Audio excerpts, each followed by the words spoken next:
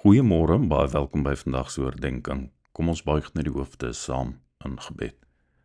Here, skenk asseblief aan ons wysheid wanneer ons u woord lees en saam met u oordink vandag. Amen. Ons voorlesing vanmôre is vanuit 1 Korintiërs 1 verse 14 tot 17. Ek dank God dat ek niemand van julle gedoop het nie, behalwe Crispus en Gaius.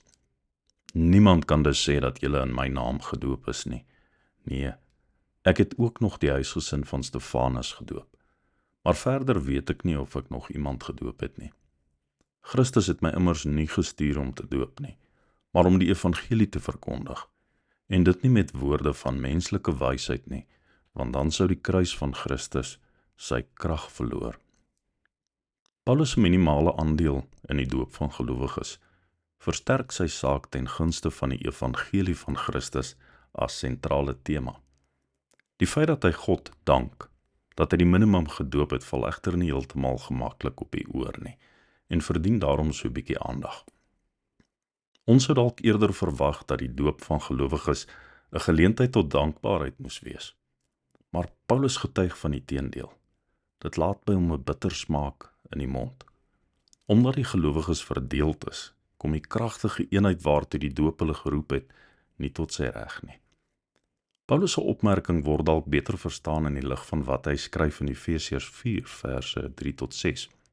Daar sê hy, lê julle daarop toe om die eenheid wat die Gees tussen julle gesmeed, te handhaaf deur in vrede met mekaar te lewe.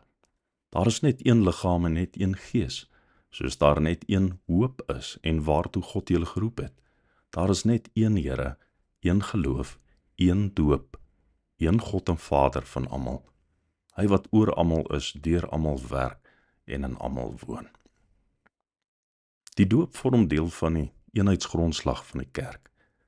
Indien verdeeldheid daaruit of daaroor voortvloei, is daar definitief iets nie reg nie. Die lering van die een wat die doop bedien kan verkeerd wees en of die hart van die een wat gedoop is. Paulus was as te ware sy hande in onskuld en hou voet by stuk dat die lering wat hy verkondig suiwer by die evangelie hou. Die fokus verskuif daarom na die wat gedoop is en die moontlike valse leringe waaraan hulle blootgestel is. Die doop is 'n redelike sensitiewe onderwerp in die breër kerkgemeenskap en moet daarom met versigtigheid hanteer word. Dit is egter duidelik skrifgefundeerd om eenheid te bevorder en nie redenasies wat verdeeldheid aanmoedig te ondersteun nie. Ek dink nie enige geestelike leier wil graag aandeel hê in die bediening van enige sakrament en dan verneem dat dit verdeeldheid veroorsaak tussen gelowiges nie.